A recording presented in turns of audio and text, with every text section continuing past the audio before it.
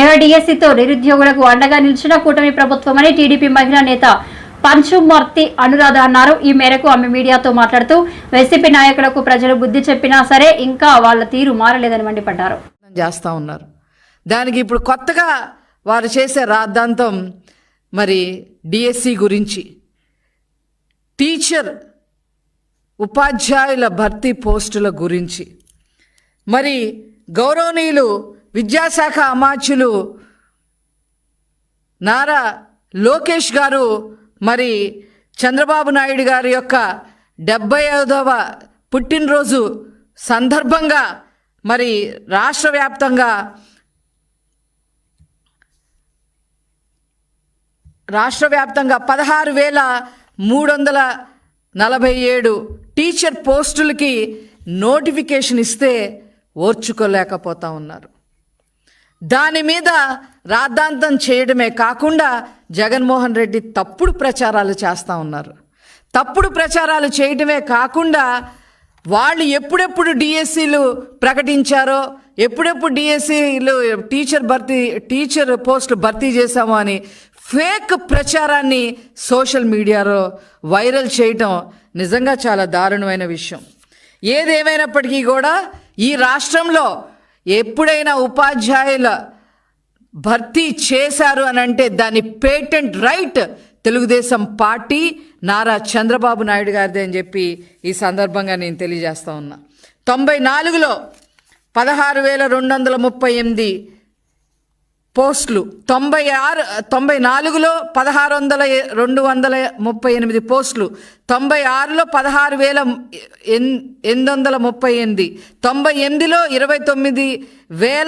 29,269, 2000 సంవత్సరంలో 24,388, 2001లో 26,129, 2002లో 31,699, 2003లో 12,430, 2014లో 8,926, అలాగే 2018లో 7,254. లిమిటెడ్ రిక్రూట్మెంట్స్ 1996లో 3,706. స్పెషల్ రిక్రూట్మెంట్స్ 96లో 2,000, 97లో 874, 2019లో 521. గ్రాండ్ టోటల్ 1,80,272 పోస్టులు భర్తీ చేసిన ఘనత నారా చంద్రబాబు నాయుడు గారిది. ఇప్పుడు 16,344తో కలిపి ఈనాడు మరి మొత్తం కలిపి 1,96,000 పోస్టులు, ఉపాధ్యాయుల పోస్టులు భర్తీ చేసిన ఏకైక పార్టీ తెలుగుదేశం పార్టీ, ఏకైక నాయకులు నారా చంద్రబాబు నాయుడు గారు అని చెప్పి ఈ సందర్భంగా మీకు తెలియజేస్తా ఉన్నా. మీరేం చేశారండి మీ హయాంలో? టీచర్లు ఎంత హెరాస్ చేశారు మీరు? ఏ రకంగా మరి గౌరవప్రదమైన వృత్తుల్లో ఉన్న వారి చేత మద్యం దుకాణాలకి కాపలా పెట్టారు. తాగుబోతులందరూ లైన్లో నుంచోట్లేదంట మద్యం కొనుక్కోవడానికి. అందుకని మీరు అందరు లైన్లో పెట్టండి అని చెప్పి ఉపాధ్యాయులను తీసుకొచ్చి వాళ్ళకి అక్కడ బంట్రోత్తులుగా పెట్టిన హీన చరిత్ర వైసీపీ పార్టీ అనే విషయం ప్రజలందరికీ తెలుసు. కానీ వీళ్ళు మర్చిపోయారు, వైసీపీ వాళ్ళు మర్చిపోయారు. అదేవిధంగా వాళ్ళు ఉపాధ్యాయులు అనేవాళ్ళు విద్య చెప్పాలి, ఎడ్యుకేషన్ ఇవ్వాలి, రేపటి పౌరులుగా విద్యార్థులందరినీ తీర్చిదిద్దాల్సిన పరిస్థితి ఉంది. వాళ్ళ చేత బాత్రూములు కూడా కడిగించారు. సిఫార్సు బదిలీ పేరుతో 50 కోట్లు అక్రమాలు చేసి లాగేసుకున్నారు. కావాలని అంటే ఇవన్నీ చేయటం వల్ల ఉపాధ్యాయులు వాళ్ళకి నెగిటివ్గా ఉంటున్నారనే ఉద్దేశంతో ఎన్నికల విధుల నుంచి కావాలని తప్పించాలని కూడా ప్రయత్నం చేయటం జరిగింది. అంతేకాకుండా నోటు పుస్తకాలు తనిఖీ చేయట్లేదని టీచర్లపై ఒత్తిడి తీసుకురావడం జరిగింది. ఈ యాప్లని ఆ యాప్లని అవి భర్తీ చేయాలి, మీరు ఇవి రాయాలి, ఆన్లైన్లో ఇవన్నీ భర్తీ చేయాలని ఏవేవో ఇష్యూస్ అన్నీ భర్తీ చేయాలని చెప్పి 13 యాప్లు తీసుకొచ్చి ఉపాధ్యాయులకి నిద్ర లేకుండా చేసిన హీన చరిత్ర ఈ వైసీపీ పార్టీది, జగన్మోహన్ రెడ్డి గారిది అని చెప్పి ఈ సందర్భంగా తెలియజేస్తా ఉన్నా. మధ్యాహ్న భోజనం పథకం అమలు చేయటం చేతగాక టీచర్లని మీరు వండండి అని చెప్పారు వీళ్ళు. జగన్మోహన్ రెడ్డి గారు మీరా ఈరోజు ఉపాధ్యాయుల గురించి మాట్లాడుతూ ఉన్నారు.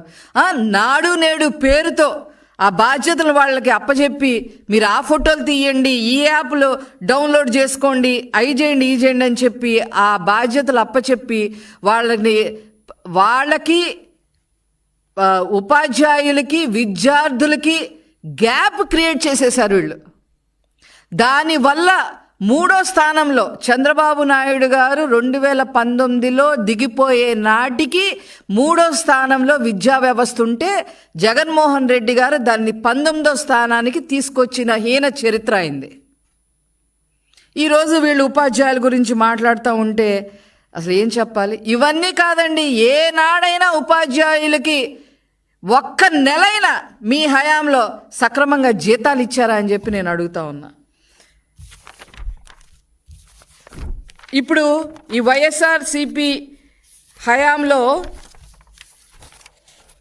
మేమేదో ఉపాధ్యాయులు భర్తీ చేశామని చెప్పి సోషల్ మీడియాలో ఇలా రాసుకుంటా ఉన్నారు. ఇది ఎంత ఫేక్ అంటే చెప్పటానికి మాటలు కూడా లేవు. సిగ్గు వదిలేసి, సిగ్గు అనే పదాన్ని, సిగ్గు అనేది వదిలేసి ఈరోజు తప్పుడు ప్రచారం వైసీపీ పార్టీ చేస్తూ ఉంది. దీని వివరాలు ఇప్పుడు నేను చెప్తాను. వీళ్ళు ఏం చెప్పారు? మీకు అన్నీ చెప్తాను. ఇప్పుడు 2098లో 4059 పోస్టులు భర్తీ చేశారంట వీళ్ళు. 2098లో ముఖ్యమంత్రిగా